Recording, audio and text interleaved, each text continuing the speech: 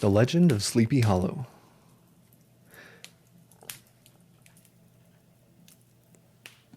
Wait. Let me try this again. I was on the wrong page. The Legend of Sleepy Hollow by Washington Irving. Found among the papers of the late Diedrich Knickerbocker. A pleasing land of drowsy head it was, of dreams that wave before the half-shut eye, and of gay castles in the clouds that pass, forever flushing round a summer sky. Castle of Indolence. In the bosom of one of these spacious coves which indent the eastern shore of the Hudson, at that broad expansion of the river denominated by the ancient Dutch navigators the Tappan Zee, and where they had always prudently shortened sail and implored the protection of St. Nicholas where they crossed, there lies a small market town, or rural port, which by some is called Greensburg, but which is more generally and properly known by the town of Tarrytown. This name was given, we are told, in former days, by the good housewives of the adjacent country, from the inveterate propensity of their husbands to linger about the village tavern on market days. Be that as it may, I do not vouch for the fact, but merely advert to it, for the sake of being precise and authentic. Not far from this village, perhaps about 2 miles, there is a little valley, or rather lap, of land among high hills, which is one of the quietest places in the whole world.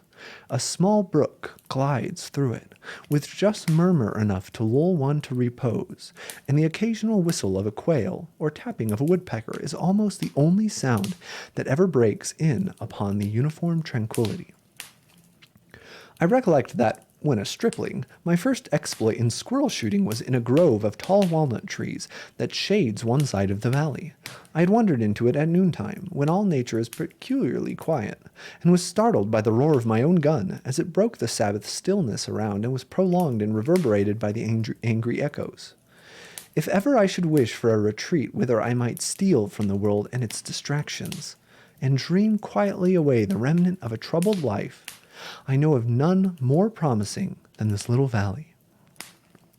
From the listless repose of the place and the peculiar character of its inhabitants, who are descendants of the original Dutch settlers, this sequestered glen has long been known by the name of Sleepy Hollow, and its rustic lads are called the Sleepy Hollow Boys throughout all the neighboring country.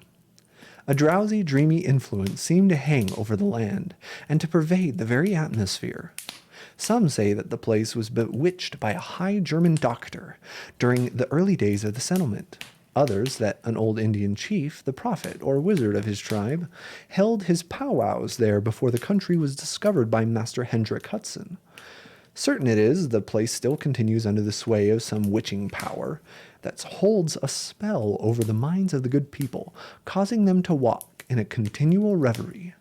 They are given to all kinds of marvelous beliefs, are subject to trances and visions, and frequently see strange sights and hear music and voices in the air. The whole neighborhood abounds with local tales, haunted spots, and twilight superstitions. Stars shoot and meteors glare oftener across the valley than in any other part of the country, and the nightmare, with her whole ninefold, seems to make it the favorite scene of the gambols. The dominant spirit, however, that haunts this enchanted region, and seems to be commander-in-chief of all the powers of the air, is the apparition of a figure on horseback, without a head.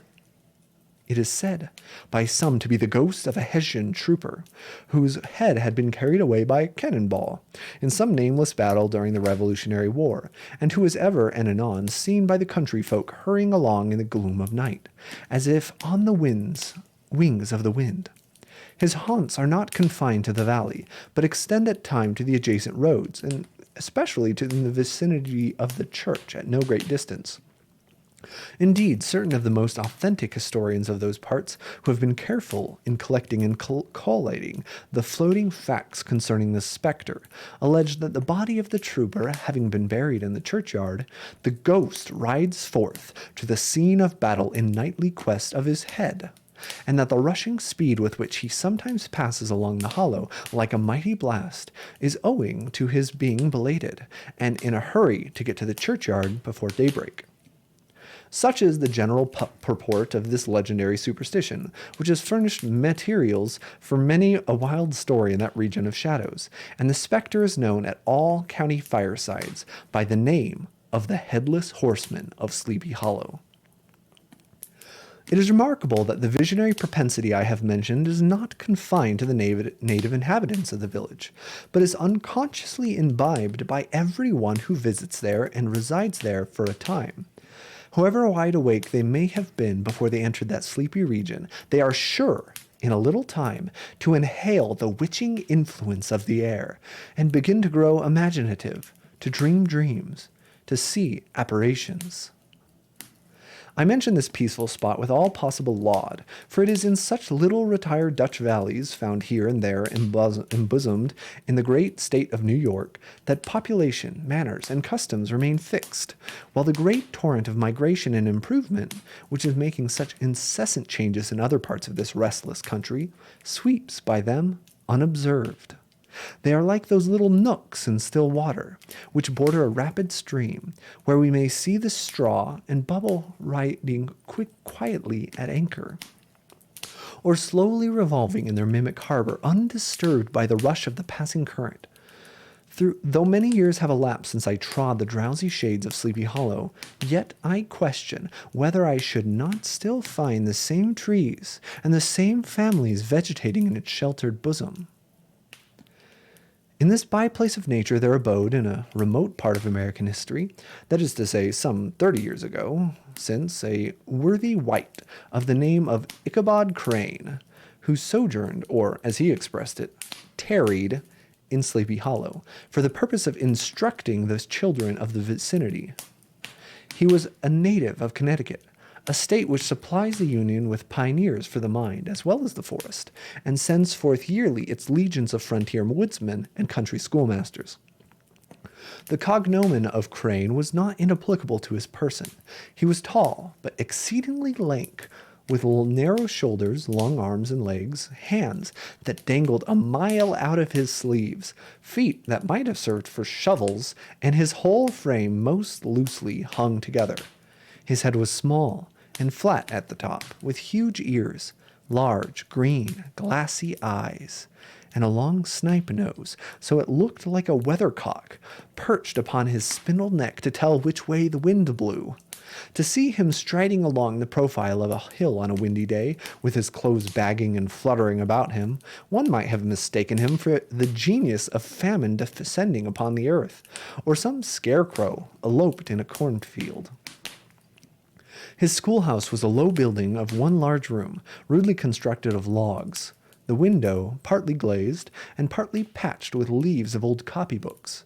It was most ingeniously secured at vacant hours by a withe twisted in the handle of a door, and stakes set against the window shutters, so that though a thief might get in with perfect ease, he would find some embarrassment in getting out, an idea most probably borrowed by the architect, Jost van Houten, from the mystery of an eel pot. The schoolhouse stood in a rather lonely but pleasant situation, just at the foot of a woody hill, with a brook running close by and a formidable birch tree growing at one end of it. From hence the low murmur of his pupils' voices, conning over their lessons, might be heard in a drowsy summer day, like the hum of a beehive, interrupted now and then by the authoritative voice of the master, in the tone of menace or command, or, peradventure, by the appalling sound of the birch, as he urged some tardy loiterer along the flowery path of knowledge. Truth to say, he was a conscientious man, and ever bore in mind the golden maxim, spare the rod and spoil the child. Ichabod Crane's scholars were certainly not spoiled.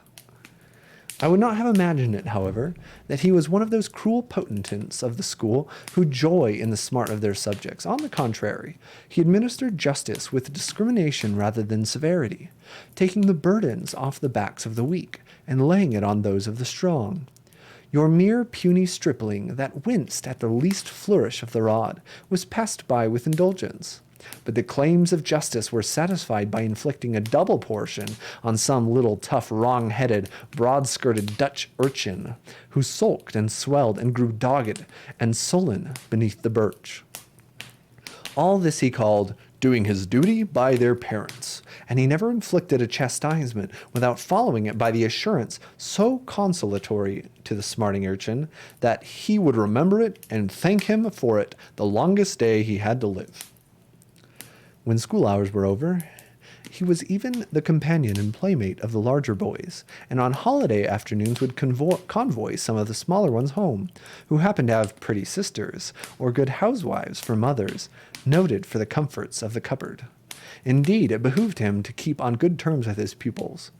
The revenue arising from the school was small, and would have been scarcely sufficient to furnish him with daily bread, for he was a huge feeder, and, though lank, had the dilating powers of an anaconda. But to help out his maintenance, he was, according to country customs in those parts, boarded and lodged at the houses of the farmers whose children he instructed. With those he lived successively a week at a time, thus going the rounds of the neighborhood with all his worldly effects tied up in a cotton handkerchief.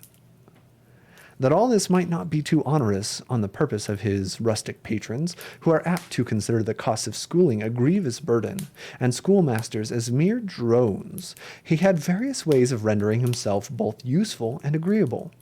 He assisted the farmers occasionally in the lighter labors of the farm, helped to make hay, mended the fence, took the horses to water, and drove the cows from pasture, and cut wood for the winter fire. He laid aside, too, all of the dominant dignity and absolute sway with which he lorded it in his little empire, the school, and became wonderfully gentle and ingratiating. He found favor in the eyes of the mothers by petting the children, particularly the youngest, and like the lion bold, which whilom so magnanimously the lamb did hold, he would sit with a child on one knee, and rock a cradle with his foot, for whole hours together. In addition to his other vocations, he was the singing master of the neighborhood, and picked up many bright shillings by instructing the young folks in psalmody. It was a matter of no little vanity to him on Sundays to take his station in front of the church gallery, with a band of chosen singers, where, in his own mind, he completely carried away the palm from the parson. Certain it is, his voice resounded far above all the rest of the congregation, and there are peculiar quavers still to be heard in that church, and which may even be heard half a mile off, quite to the opposite side of the mill pond, on a still Sunday morning, which are said to be the legitimately descended from the nose of Ichabod Crane. Thus, by divers little makeshifts, in that ingenious way which is commonly denominated by hook and by crook, the worthy pedagogue got on tolerably enough, and was thought, by all who understood nothing of the labor of headwork, to have a wonderful easy life of it. The schoolmaster is generally a man of some importance in the female circle of the rural neighborhood, being considered a kind of idle, gentleman-like personage, of vastly superior taste and accomplishments to the rough country swains, and indeed inferior in learning only to the parson. His appearance, therefore, is apt to occasion some little stir at the tea-table of a farmhouse, and the addition of a supernumerary dish of cakes or sweetmeats, or, peradventure, the parade of a silver teapot. Our man of letters, therefore, was peculiarly happy in the smiles of all the country damsels. How he would figure among them in the churchyard, between services on Sundays, gathering grapes for them from the wild vines that overran the surrounding trees, reciting for their amusement all the epitaphs on the tombstones, or sauntering with a whole bevy of them along the banks of the adjacent mill pond, while the more bashful country bumpkins hung sheepishly back, envying his superior elegance and address. Hold on, can I just stop this real quick? He's impressing the ladies by reading tombstones? Did I read that correctly? What the heck? Oh, read it to me again, Ichabod. Anyway, sorry to interrupt the magic, but I was losing it. From his half-itinerant life, he also was a kind of traveling gazette, carrying the whole budget of local gossip from house to house, so that his appearance was always greeted with satisfaction. He was, moreover, esteemed by the women as a man of great erudition, for he had read several books quite through, and was a perfect master of Cotton Mather's History of New England Witchcraft, in which, by the way, he most firmly and potently believed. He was, in fact, an odd mixture of small shrewdness and simple credulity. Credulity. His appetite for the marvelous and his powers of digesting it were equally extraordinary, and both had been increased by his residence in this spellbound region. No tale was too gross or too monstrous for his capricious swallow. It was often his delight, after his school was dismissed in the afternoon, to stretch himself upon the rich bed of clover bordering the little brook that whispered by his schoolhouse, and there con over old Mather's direful tales, until the gathering dusk of evening made the printed page a mere mist before his eyes. Then, as he wended his way by swamp and stream and awful woodland to the farmhouse where he happened to be quartered, every sound of nature, at that witching hour, fluttered by his excited imagination. The moan of the whip-poor-will from the hillside, the boding cry of the tree-toad, that harbinger of storm, the dreary hooting of the screech-owl, or the sudden rustling in the thicket of birds frightened from their roost. The fireflies, too, which sparkled most vividly in the darkest places, now and then startled him, as one of the uncommon brightness would stream upon his path. And if, by chance, a huge blockhead of a beetle came winging his blundering flight against him, the poor varlet was ready to give up the ghost, with the idea that he was struck with a witch's token.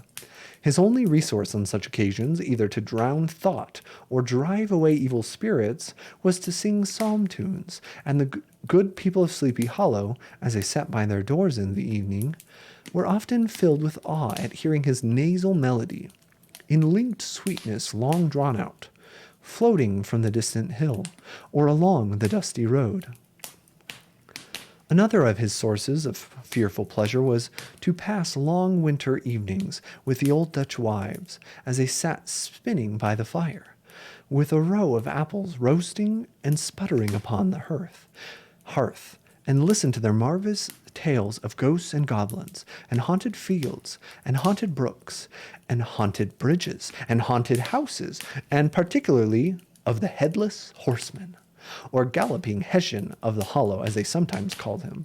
He would delight them equally by his anecdotes of witchcraft, and of the direful omens and portentous sights and sounds in the air, which prevailed in the early times of Connecticut, and would frighten them woefully with speculations upon comets and shooting stars, and with the alarming facts that the world did absolutely turn round, and that they were half the time topsy-turvy. But if there was a pleasure in all this, while snugly cuddling in the chimney corner of a chamber that was all of a ruddy glow from the crackling wood fire, and where, of course, no spectre dared to show its face, it was dearly purchased by the terrors of his subsequent walk homewards. What fearful shapes and shadows beset his path, amidst the dim and ghastly glare of a snowy night! With what wistful look did he eye every trembling ray of light streaming across the waste fields from some distant window! How often was he appalled by some shrub covered with snow, which, like a sheeted spectre, beset his very path! How often did he shrink with curdling awe at the sound of his own steps on the frosty crust beneath his feet, and dread to look over his shoulder, lest he should behold some uncouth being tramping close behind him. And how often was he thrown into complete dismay by some rushing blast howling among the trees, in the idea that it was the galloping Hessian on one of his nightly scourings. All these, however, were mere terrors of the night, phantoms of the mind that walk in darkness. And though he had seen many spectres in his time, and been more than once beset by Satan in divers shapes, in his lonely perambulations, yet daylight put an end to all these evils, and he would have passed a pleasant life of it, in despite of the devil and all his works, if his paths had not been crossed by a being that caused more perplexity to mortal man than ghosts, goblins, and the whole race of witches put together, and that was a woman. Among the musical disciples who assembled one evening in each week to receive his instructions in psalmody was Katrina von Tassel, the only child and daughter of a substantial Dutch farmer. She was a blooming lass of fresh 18, plump as a partridge, ripe and melting and rosy-cheeked as one of her father's peaches, and universally famed not merely for her beauty, but her vast expectations. She was withal a little of a coquette, as might be perceived even in her dress, which was a mixture of ancient and modern fashions, as most suited to set off her charms. She wore the ornaments of pure yellow gold which her great-great-grandmother had bought over from Saardam, the tempting stomacher of the olden time, and withal a provokingly short petticoat to display the prettiest foot and ankle in the country round. Ichabod Crane had a soft and foolish heart towards the sex, and it is not to be wondered at that so tempting a morsel soon found favor in his eyes, more especially after he had visited her in her paternal mansion. Old Baltus von Tassel was a perfect picture of a thriving, contented, liberal-hearted farmer. He seldom, it is true, sent either his eyes or his thoughts beyond the boundaries of his own farm, but within those everything was snug, happy, and well-conditioned. He was satisfied with his wealth, but not proud of it, and piqued himself upon the hearty abundance rather than the style in which he lived. His stronghold was situated on the banks of the Hudson, in one of those green, sheltered, fertile nooks in which the Dutch farmers are so fond of nestling.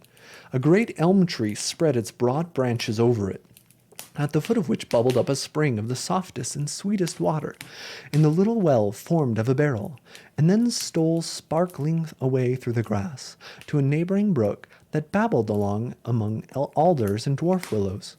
Hard by the farmhouse was a vast barn, that might have served for a church, every window and crevice of which seemed bursting forth with the treasures of the farm. The flail was busily resounding within it from morning to night. Swallows and martins skimmed twittering about the eaves, and rows of pigeons, some with one eye turned up, as if watching the weather, some with their heads under their wings or buried in their bosoms, and others swelling and cooing and bowing about their dames, were enjoying the sunshine of the roof. Sleek, unwieldy porkers were grunting in the repose of abundance in their pens, from whence sallied forth now and then troops of suckling pigs, as if to snuff the air. A stately squadron of snowy geese were riding in the adjoining pond, convoying whole fleets of ducks. Regiments of turkeys were gobbling through the farmyard, and guinea fowls fretted about it, the ill-tempered housewives with their peevish, discontented cry. Before the barn door strutted the gallant cock, that pattern of a husband, a warrior, and a fine gentleman, clapping his burnished wings and crowing in a pride and gladness of his heart, sometimes tearing up the earth with his feet, and then generously calling his ever-hungry family of wives and children to enjoy the rich morsel which he had discovered. The pedagogue's mouth watered as he looked upon this sumptuous promise of luxurious winter fare.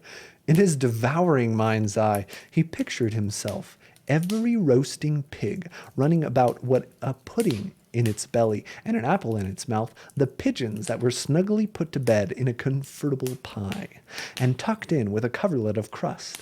The geese were swimming in their own gravy, and the ducks pairing cozily in dishes, like snug married couples, with a decent competency of onion sauce. In the porkers, he saw carved out the future sleek side of bacon, and juicy relishing ham, not a turkey, but he beheld daintily trussed up, with its gizzard under its wing, and, peradventure, a necklace of savory sausages. And even bright Chanticleer himself lay sprawling on his back, in a side dish, with uplifted claws, as if craving that quarter which his chivalrous spirit disdained to ask while living. As the enraptured Ichabod fancied all this, and as he rolled his great green eyes over the fat meadow lands, the rich fields of wheat, of rye, of buckwheat, and Indian corn, and the orchards burdened with ruddy fruit, which surrounded the warm tenement of Von Tassel. His heart yearned after the damsel who was to inherit these domains, and his imagination expanded with the idea how they might be readily turned into cash, and the money invested in immense tracts of wild land and shingle palaces in the wilderness. Nay, his busy fancy already realized his hopes and presented to him the blooming Katrina with a whole family of children mounted on the top of a wagon loaded with household trumpery, with pots and kettles dangling beneath, and he beheld himself bestriding a pacing mare with a colt at her heels, setting out for Kentucky, Tennessee, or the Lord knows where. When he entered the house, the conquest of his heart was complete. It was one of those spacious farmhouses with high-ridged but lowly sloping roofs, built in the style handed down from the first Dutch settlers. The low projecting eaves formed a piazza along the front, capable of being closed up in bad weather. Under this were hung flails, harness, various utensils of husbandry, and nets for fishing in the neighboring river. Benches were built across the side for summer use, and a great spinning wheel at one end, and a churn at the other, showed the various uses to which this important porch might be devoted. From the piazza, the wondering Ichabod entered the hall, which formed the center of the mansion, and the place of usual residence. Here, rows of resplendent pewter, ranged on a long dresser, dazzled his eyes. In one corner stood a huge bag of wool, ready to be spun.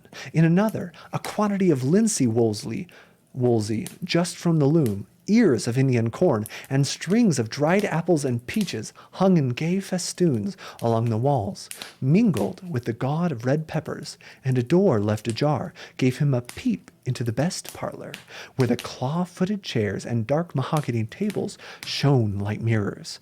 Andirons, with their accompanying shovels and tongs, glistened from their covert of asparagus tops.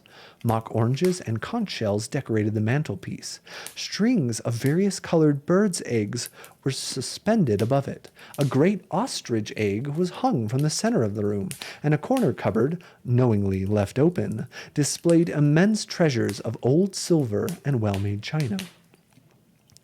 From the moment Ichabod laid his eyes upon these regions of delight, the peace of his mind was at an end, and his only study was how to gain the affections of the peerless daughter of Von Tassel.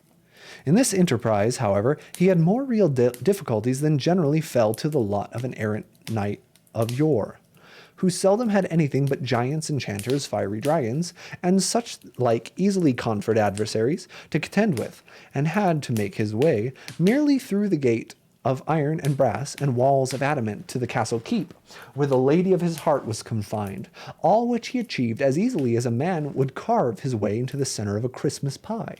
And when the lady gave him her hand as a matter of course, Ichabod, on the contrary, had to win his way to the heart of a country coquette, beset with a labyrinth of whims and caprices, which were forever presenting new difficulties and impediments, and he had to encounter a host of fearful adversaries of real flesh and blood. The numerous rustic admirers who beset every portal to her heart, keeping a watchful eye and angry eye upon each other, but ready to fly out in the common cause against any new competitor. Among these, the most formidable was a burly, roaring, roistering blade of the name of Abraham, or, according to the Dutch abbreviation, Brom van Bront, the hero of the country round, which rang with his feats of strength and hardihood. He was broad-shouldered and double-jointed, with short black curly hair, and a bluff but not unpleasant countenance, having a mingled air of fun and arrogance. From his Herculean frame and great powers of limb, he had received the nickname of Brom Bones, by which he was universally known. He was famed for great knowledge and skill in horsemanship, being as dexterous on horseback as a Tartar.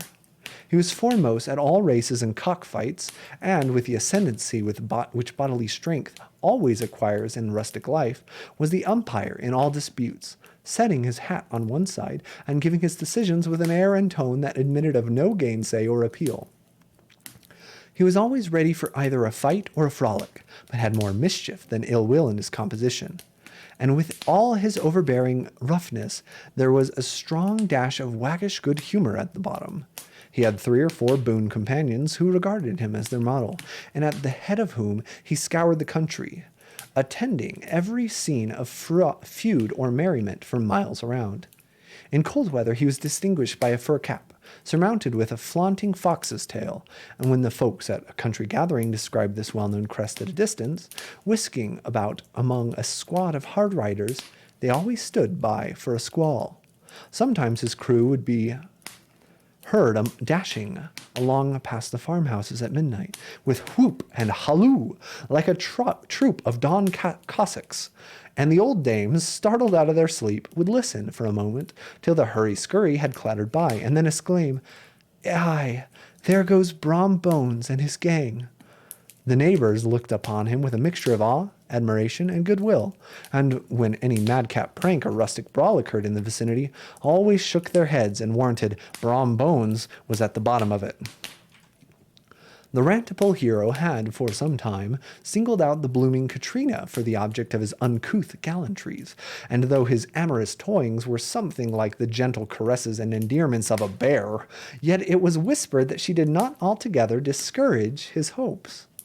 Certain it is, his advances were signal for rival candidates to retire, who felt no inclination to cross a line in his amours, insomuch that when his horse was seen tied to Von Tassel's paling on a Sunday night, a sure sign that his master was courting, or, as is termed, sparking, within all other suitors passed by in despair, and carried the war into other quarters.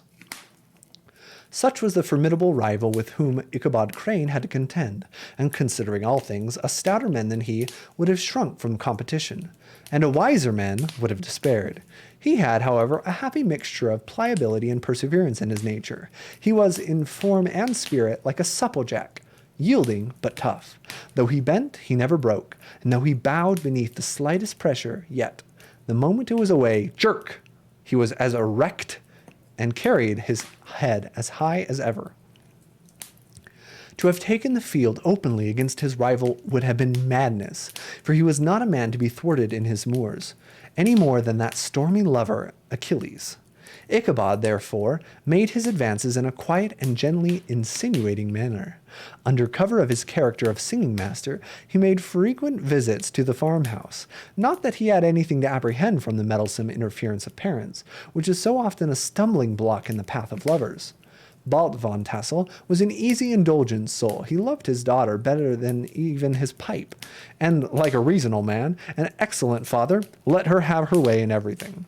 His notable little wife, too, had enough to do to attend to her housekeeping and manage the poultry, for, as she sagely observed, ducks and geese are foolish things and must be looked after, but girls can take care of themselves. Thus, while the busy dame bustled about the house, or plied her spinning wheel at one end of the piazza, honest Balt would sit smoking his evening pipe at the other, watching the achievements of the little wooden warrior, who, armed with a sword in each hand, was most valiantly fighting the wind on the pinnacle of the barn. In the meantime, Ichabod would carry on his suit with the daughter by the side of the spring under the great elm, or sauntering along in the twilight, that hour so favorable to the lover's eloquence. I profess not to know how women's hearts are wooed and won. To me, they have always been matters of riddle and admiration. Some seem to have but one vulnerable point, one door of access, while others have 1,000 avenues, and may be captured in 1,000 different ways. It is a great triumph of skill to gain the former, but a still greater proof of generalship to maintain possession of the latter, for man must battle for his fortress at every window and every door. He who wins 1,000 common hearts is therefore entitled to some renown, but he who keeps undisputed sway over the heart of a coquette is indeed a hero. Certain it is, this was not the case with the redoubtable Brom Bones, and from the moment Ichabod Crane made his advances, the interests of the former evidently declined. His horse was no longer seen tied to the palings of Sunday nights, and a deadly feud gradually arose between him and the preceptor of Sleepy Hollow.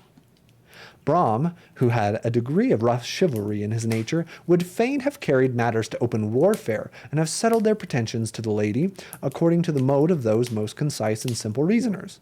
the knights errant of yore, by single combat.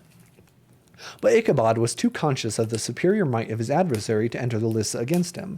He had overheard a boast of Bones that he would double the schoolmaster up and lay him on a shelf of his own schoolhouse, and he was too wary to give him such an opportunity. There was something extremely provoking in this obstinately pacific system. It left Brom no alternative but to draw upon the funds of rusty waggery at his disposition, and to play off boorish practical jokes upon his rival. Ichabod became the object of whimsical persecution to Bones and his gang of rough riders. They harried his hitherto peaceful domains, smoked out his singing school by stopping up the chimney, broke into the schoolhouse at night in spite of its formidable fastenings of withe and window stakes, and turned everything topsy-turvy, so that the poor schoolmaster began to think all the witches in the country held their meetings there. But what was still more annoying, Brom took all opportunities of turning him into ridicule in presence of his mistress, and had a scoundrel dog whom he taught to whine in the most ludicrous manner, and introduced as a rival of Ichabod's, to instruct her in psalmody. In this way matters went on for some time, without producing any material effect on the relative situations of the contending powers. On a fine autumnal afternoon, Ichabod, in pensive mood, sat enthroned on the lofty stool from whence he usually watched all the concerns of his little literary realm. In his hand he swayed a ferule, that scepter of despotic power. That birch of justice reposed on 3 nails behind the throne, a constant terror to evildoers, while on the desk before him might be seen sundry contraband articles and prohibited weapons detected upon the persons of idle urchins, such as half-munched apples, pop-guns, whirligigs, fly-cages, and whole legions of rampant little paper gamecocks. Apparently, there had been some appalling act of justice recently inflicted, for his scholars were all busily intent upon their books, or slyly whispering between them, with one eye kept upon the master, and a kind of buzzing stillness reigned throughout the schoolroom. It was suddenly interrupted by the appearance of a negro in tow cloth jacket and trousers, a round-crowned fragment of a hat, like the cap of Mercury, and mounted on the back of a ragged, wild, half-broken colt, which he managed with a rope by way of halter. He came clattering up to the school door with an invitation to Ichabod to attend a merrymaking or quilting frolic, to be held that evening at Minner von Tassel's, and having delivered his message with that air of importance and effort at fine language, which a negro is apt to display on petty embassies of the kind, he dashed over the brook, and was seen scampering away up the hollow, full of the importance and hurry of his mission. All was now bustle and hubbub in the late quiet schoolroom. The scholars were hurried through their lessons without stopping at trifles, those who were nimble enough skipped over half with impunity, and those who were tardy had a smaller application now and then in the rear to quicken their speed or help them over a tall wood. Books were flung aside without being put away on the shelves, inkstands were overturned, benches thrown down, and the whole school was turned loose an hour before the usual time, bursting forth like a legion of young imps, yelping and racketing about the green in joy at their early emancipation. The gallant Ichabod now spent at least an extra half-hour at his toilet, brushing and furbishing up his best, and indeed only suit of rusty black, and arranging his locks by a bit. Okay, does toilet mean something different? Does toilet mean something different in these racist times? Oh, man. That he might make his appearance before his mistress in the true style of a cavalier, he borrowed a horse from the farmer with whom he was domiciliated, a choleric old Dutchman of the name of Hans von Ripper, and thus gallantly mounted, issued forth like a knight-errant in quest of adventures. But it is meet I should, in the spirit of a romantic story, give some account of the looks and equipment of my hero and his steed. The animal he bestrode was a broken-down plough-horse that had outlived almost everything but his viciousness. He was gaunt and shagged, with a ewe-neck, and a head like a hammer. His rusty mane and tail were tangled and knotted with burrs. One eye had lost its pupil. and was glaring and spectral, but the other had the gleam of a genuine devil in it. Still, he must have had fire and metal in his day, if we may judge from the name he bore of Gunpowder. He had, in fact, been a favorite steed of his master's, the choleric Von Ripper, who was a furious rider and had infused, very probably, some of his own spirit into the animal, for, old and broken down as he looked, there was more of the lurking devil in him than in any young filly in the country. Ichabod was a suitable figure for such a steed. He rode with short stirrups, which brought his knees nearly up to the pommel of his saddle. His sharp elbows stuck out like grasshoppers. He carried his whip perpendicularly in his hand, like a scepter, and as his horse jogged on, the motion of his arms was not unlike the flapping of a pair of wings. A small wool hat rested on the top of his nose, for so his scanty strip of forehead might be called, and the skirts of a black coat fluttered out among the horse tail. Such was the appearance of Ichabod and his steed as they shambled out of the gate of Hans von Ripper, and it was altogether such an apparition as is seldom to be met with in broad daylight. It was, as I have said, a fine autumnal day. The sky was clear and serene, and nature wore that rich and golden livery which we always associate with the idea of abundance. The forests had put on their sober brown and yellow, while some trees of the tenderer kind had been nipped by the frosts into brilliant dyes of orange, purple, and scarlet. Streaming flies of wild ducks began to make their appearances high in the air. The bark of the squirrel might be heard from the groves of beech and hickory nuts, and the pensive whistle of the quail at intervals from the neighboring stubble field. The small birds were taking their farewell banquets. In the fullness of their revelry they fluttered, chirping and frolicking from bush to bush, and tree to tree, capricious from the very protrusion and profusion and variety around them. There was the honest cock-robin, the favorite game of stripling sportsmen, with its loud querulous note, and the twittering blackbirds flying in sable clouds, and the green-winged woodpecker with his crimson crest, his broad black gorget and splendid plumage, and the cedar bird with its red-tipped wings and yellow-tipped tail and its little Montero cap of flowers, and the blue jay, that noisy coxcomb, in his gay light blue coat and white underclothes, screaming and chattering, nodding and bobbing and bowing, and pretending to be on good terms with every songster of the grove. As Ichabod jogged slowly on his way, his eye, ever open to every symptom of culinary abundance, ranged with delights over the treasure of jolly autumn. On all sides he beheld vast stores of apples, some hanging in oppressive opulence on the trees, some gathered into baskets and barrels for the market, others heaped up in rich piles for the cedar press. Farther on he beheld great fields of Indian corn, with its golden ears peeping from their leafy comforts, and holding out the promise of cakes and hasty puddings, and the yellow pumpkins lying beneath them, turning up their fair round bellies to the sun, and giving ample prospects of the most luxurious of pies. And anon he passed the fragrant buckwheat fields, breathing the odor of the beehive, and as he beheld them, soft anticipation stole over his mind of dainty slapjacks, well buttered and garnished with honey of treacle, by the delicate, little dimpled hand of Katrina von Tassel. Thus feeding his mind with many sweet thoughts and sugared suppositions, he journeyed along the sides of a range of hills which looked out upon some of the goodliest scenes of the mighty Hudson. The sun gradually wheeled his broad disk down in the west.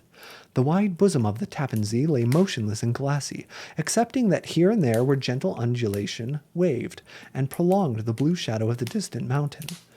A few amber clouds floated in the sky, without a breath of air to move them. The horizon was a fine golden tint, changing gradually into a pure apple green, and from that into the deep blue of the mid-heavens. A slanting ray lingered on the woody crests of the precipices that overhung some parts of the river, giving greater depth to the dark gray and purple of their rocky sides. A sloop was loitering in the distance, dropping slowly down with the tide, her sail hanging uselessly against the mast, and as the reflection of the sky gleamed upon the still water, it seemed as if the vessel was suspended in the air. It was towards evening that Ichabod arrived at the castle of Heer von Tassel, which he found thronged with the pride and flower of the adjacent country. Old farmers, a spare leather-faced race in homespun coats and breeches, blue stockings, huge shoes, and magnificent pewter buckles. Their brisk, withered little dames, in close-crimped caps, long-waisted short gowns, homespun petticoats, with scissors and pincushions, and gaily calico pockets hanging on the outside. Buxom lasses, almost as antiquated as their mothers, excepting where a straw hat, a fine ribbon, or perhaps a white frock gave symptoms of city innovation. The sons, in short, square-skirted coats, with rows of stupendous brass buttons, and their hair generally queued in the fashion of the times, especially if they could procure an eel skin for the purpose, it being esteemed throughout the country as a potent nourisher and strengthener of the hair. Brom Bones, however, was the hero of the scene, having come to the gathering on his favorite steed, Daredevil, a creature like himself, full of mettle and mischief, and which no one but himself could manage.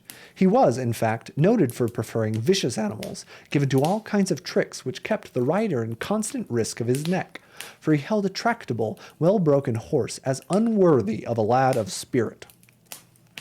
Fain would I pause to dwell upon the world of charms that burst upon the enraptured gaze of my hero as he entered the state parlor of Von Tassel's mansion.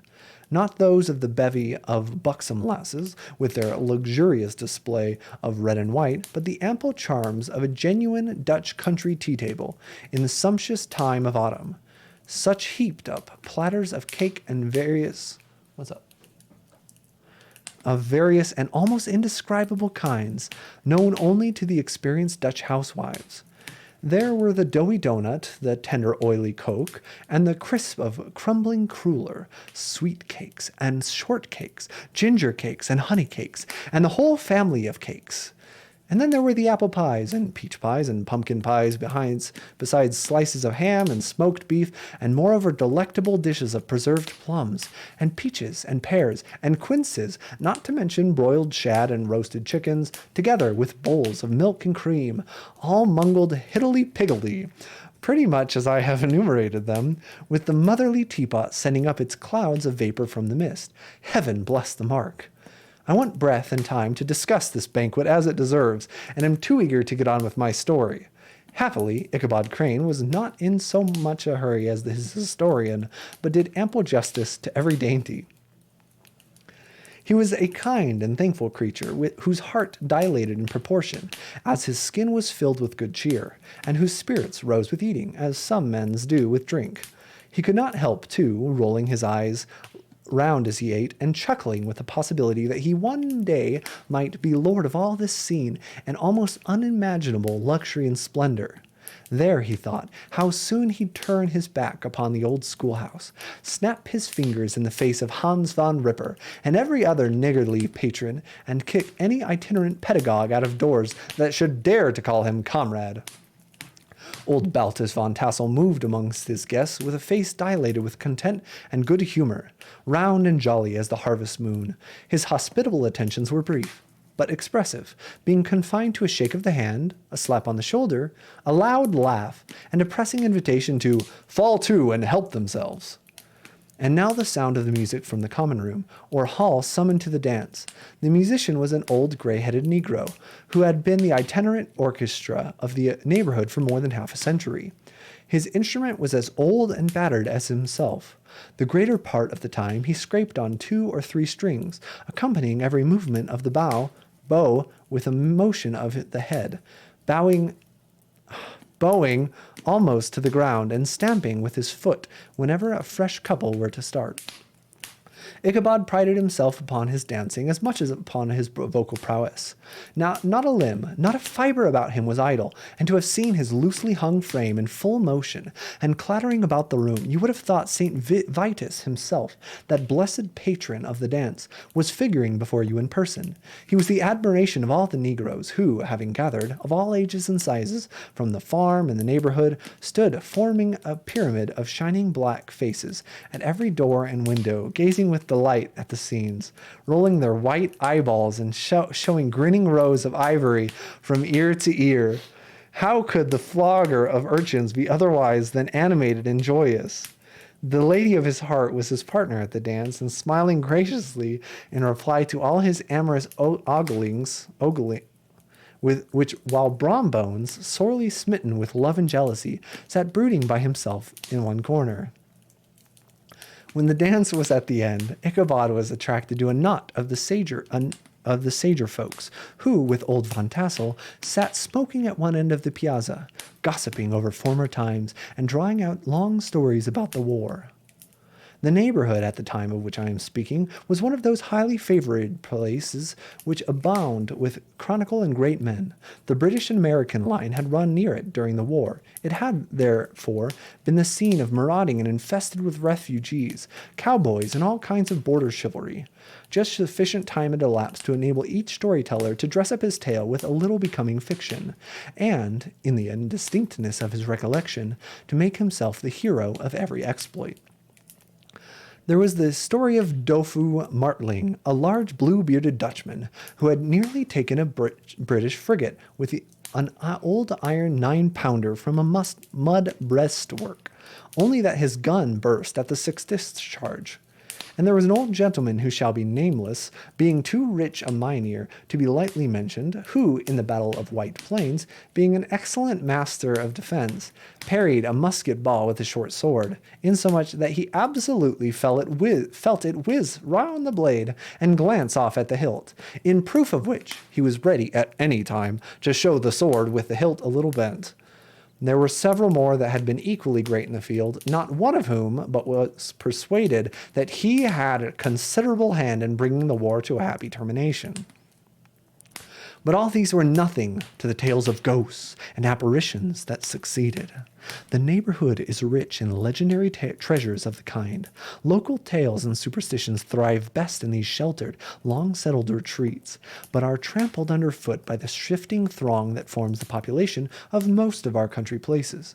Besides, there's no encouragement for ghosts in most of our villages, for they have scarcely had time to finish their first nap and turn themselves in their graves before their surviving friends have trampled away from the neighborhood, so that when they turn out at night to walk their rounds, they have no acquaintance left to call upon. This is perhaps the reason why we so seldom hear of ghosts, except in our long-established Dutch communities. The immediate cause, however, of the prevalence of supernatural stories in these parts was doubtless owing to the vicinity of Sleepy Hollow. There was a contagion in the very air that blew from that haunted region. It breathed forth an atmosphere of dreams and fancies infecting all the land. Several of the Sleepy Hollow people were present at Von Tassel's, and, as usual, were doling out their wild and wonderful legends. Many dismal tales were told about funeral trains and mourning cries, and wailings heard and seen about the great tree where the unfortunate Major Andre was taken, and which stood in the neighborhood.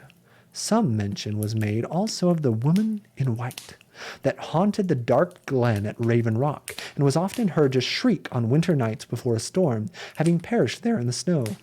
The chief parts of the stories, however, turned upon the favorite specter of Sleepy Hollow, the Headless Horseman, who had been heard several times of late patrolling the country and, it was said, tethered his horse nightly among the graves in the churchyard. The sequestered situation of this church seemed always to have made it a favorite of troubled spirits.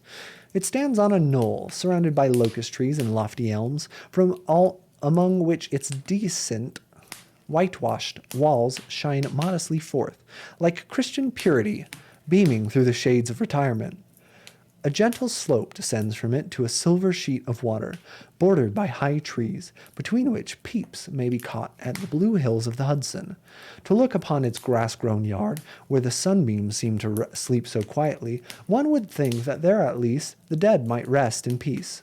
On one side of the church extends a wide woody dell, along which raves a large brook among broken rocks and trunks of fallen trees. Over a deep black part of the stream, not far from the church, was formerly thrown a wooden bridge. The road that led to it and the bridge itself were thickly shaded by overhanging trees, which cast a gloom about it, even in the daytime, but occasioned a fearful darkness at night. Such was one of the favorite haunts of the Headless Horseman, and the place where he was most frequently encountered. the tale was told of old Brower, a most heretical disbeliever in ghosts, how he met the horseman returning from his foray into Sleepy Hollow, and was obliged to get up behind him, how they galloped over bush and brake, over hill and swamp, until they reached the bridge, when the horseman suddenly turned into a skeleton, threw old Brower into the brook, and sprang away over the treetops with a clap of thunder. This story was immediately matched by a thrice marvelous adventure of Brom Bones, who made light of the galloping Hessian as an errant jockey. He affirmed that on returning one night from the neighboring village of Sing Sing, he had been overtaken by this midnight trooper, that he had offered to race with him for a bowl of punch, and should have won it too, for Daredevil beat the goblin horse all hollow. But just as they came to the church bridge, the Hessian bolted and vanished in a flash of fire. All these tales, told in the drowsy undertone with which men talk in the dark, the countenances of the listeners only now and then receiving a casual gleam from the glare of a pipe, sank deep in the mind of Ichabod. He repaid them in kind with large extracts from his invaluable author, Cotton Mather, and added many marvelous events that had taken place in his native state of Connecticut, and fearful sights which he had seen in his nightly walks about Sleepy Hollow. The revel now gradually broke up. The old farmers gathered together their families in their wagons and were heard for some time rattling along the hollow woods and over the distant hills. Some of the damsels mounted on pillons behind their favorite swains, and their light-hearted laughter, mingling with the clatter of hoofs, echoed along the silent woodlands, sounding fainter and fainter until they gradually died away. And the late scene of noise and frolic was all silent and deserted. Ichabod only lingered behind, according to the custom of country lovers, to have a tete-a-tete with the heiress, fully convinced that he was now on the high road to success. What passed at this interview I will not pretend to say, for in fact I do not know. Something, however, I fear me, must have gone wrong, for he certainly sallied forth, after no very great interval, with an air of quite desolate and chapfallen. Oh, these women! These women! Could that girl have been playing off any of her coquettish tricks? Was her encouragement of the poor pedagogue all a mere sham to secure her conquest of his rival? Heaven only knows, not I. Let it suffice to say, Ichabod stole forth with the air of one who has been sacking a hen roost, rather than a fair lady's heart. Without looking to the right or left to notice the scene of rural wealth on which he had so often gloated, he went straight to the stable, and with several hearty cuffs and kicks, roused his steed most uncourteously from the comfortable quarters in which he was soundly sleeping, dreaming of mountains of corn and oats, and whole valleys of timothy and clover. It was the very witching time of night that Ichabod, heavy-hearted and crestfallen, pursued his travels homeward, along the sides of the lofty hills which rise above Tarrytown, and which he had traversed so cheerily in the afternoon. The hour was as dismal as himself. Far below him the Tappan Zee spread its dusky and indistinct waste of waters, with here and there the tall mast of a sloop riding quietly at anchor under the land. In the dead hush of midnight he could even hear the barking of the watchdog from the opposite shore of the Hudson, but it was so vague and faint as only to give an idea of his distance from the faithful companion of man. Now and then, too, the long-drawn cawing of a cock, accidentally awakened, would sound far, far off, from some farming house among the hills, but it was like a dreaming sound in his ear. No signs of life occurred near him, but occasionally the melancholy chirp of a cricket, or perhaps the guttural twang of a bullfrog from a neighboring marsh, as if sleeping uncomfortably and turning suddenly in his bed. All the stories of ghosts and goblins that he had heard in the afternoon now came crowding upon his recollection.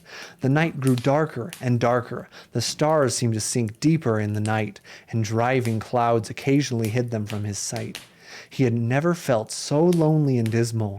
He was, moreover, approaching the very place where many of the scenes of the ghost stories had been laid.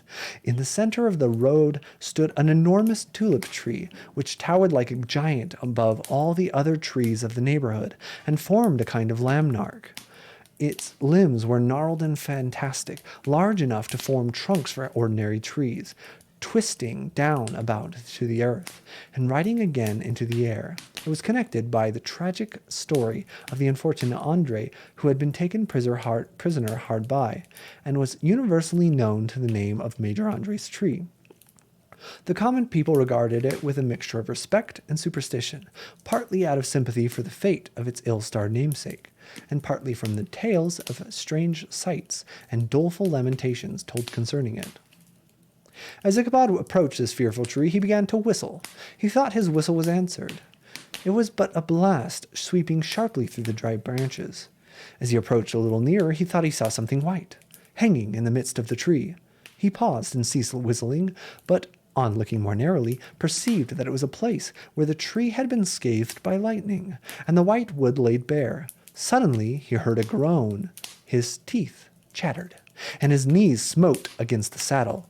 It was but a rubbing of one huge bough upon another, as they were swayed about in the breeze. He passed the tree in safety, but new perils lay before him.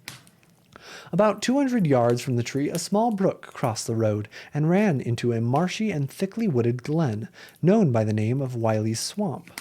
A few rough logs, laid side by side, certain and served for a bridge over this stream. On that side of the road, where the brook entered the wood, a group of oaks and chestnuts, matted thick with wild grapevines, threw a cavernous gloom over it. To pass this bridge was the severest trial. It was at this identical spot that the unfortunate Andre was captured, and under the covert of those chestnuts and vines were the stubby yeomen concealed who surprised him. This has ever since been considered a haunted stream, and fearful are the feelings of the schoolboy who had to pass it alone after dark. As he approached the stream, his heart began to thump. He summoned up, however, all his resolution, gave his horse half a score of kicks in the ribs, and attempted to dash briskly up across the bridge. But instead of starting forward, the perverse old animal made a lateral movement and ran broadside against the fence. Ichabod, whose fears increased with the delay, jerked the reins on the other side and kicked lustily with the contrary foot. It was all in vain. His steed started, it is true, but it was only to plunge to the opposite side of the road into a thicket of brambles and alder bushes. The schoolmaster now bestowed both whip and heel upon the starveling ribs of old Gunpowder, who dashed forward, snuffing and snorting, and came to a stand just by the bridge, with a suddenness that nearly sent his rider sprawling over his head. Just at this moment, a plashy tramp by the side of the bridge caught the sensitive ear of Ichabod. In the dark shadow of the grove, on the margin of the boat, he beheld something huge, misshapen, and towering. It stirred not, but seemed gathered up in the gloom, like some gigantic monster ready to spring upon the traveler. The hair of the affrighted pedagogue rose upon his hair with terror. What was to be done? To turn and fly was now too late, and besides, what chance was there of escaping ghost or goblin, if such it was, which could ride upon the wings of the wind? Summoning up, therefore, a show of courage, he demanded in stammering accents, "Who are you?" He received no reply. He repeated his demand in a still more agitated voice.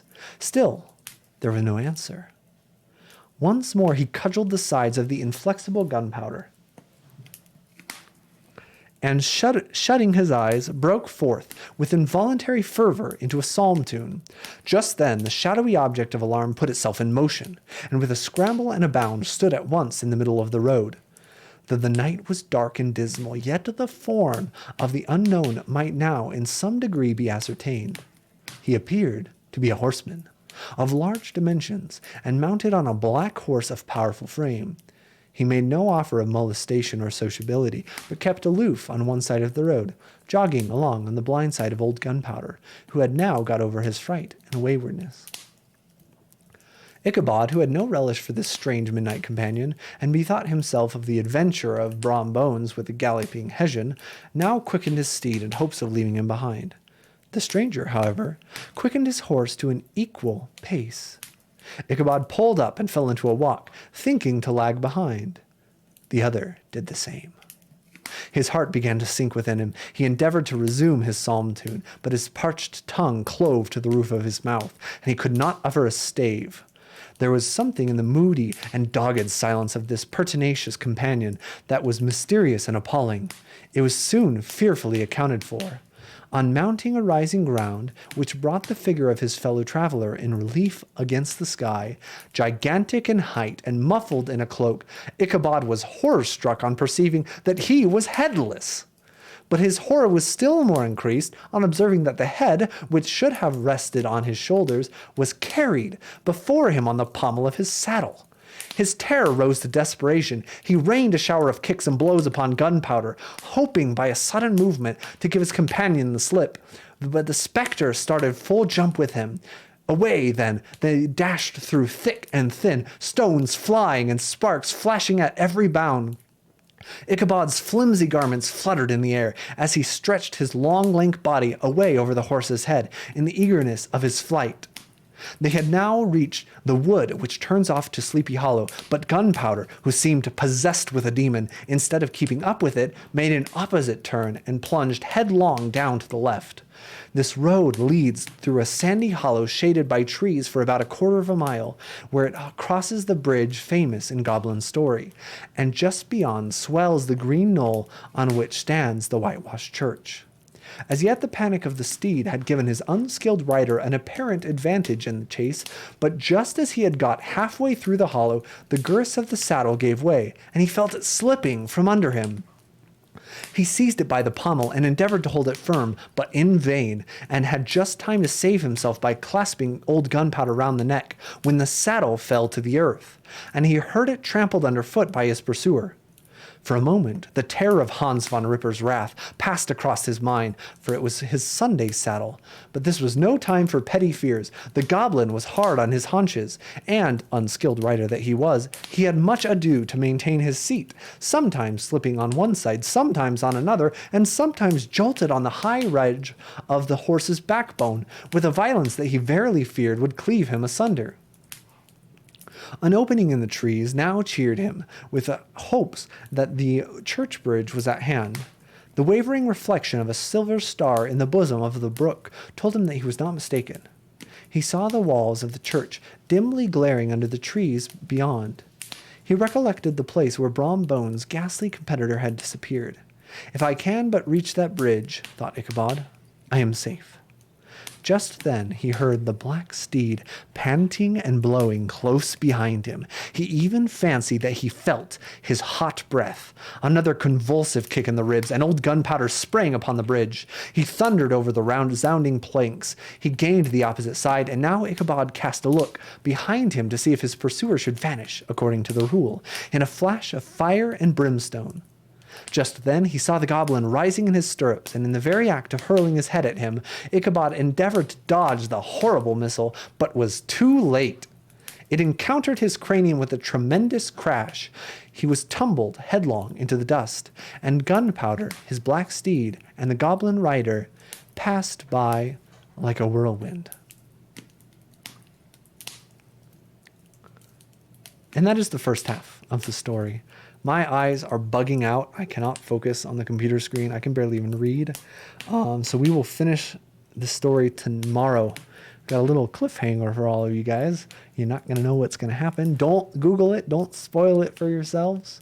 We got a thrilling conclusion to the legend of Sleepy Hollow. Probably tomorrow evening, but maybe tomorrow after my stream, depending on how things go. I hope everyone did enjoy the reading stream. It's always a lot of fun. Hopefully you enjoyed the nice fireplace, maybe a relaxing atmosphere. Anyway, I'll be back with some League of Legends tomorrow morning, some Evoland 2 after that, and some finishing the story after that, and maybe in the evening. Okay? Thank you.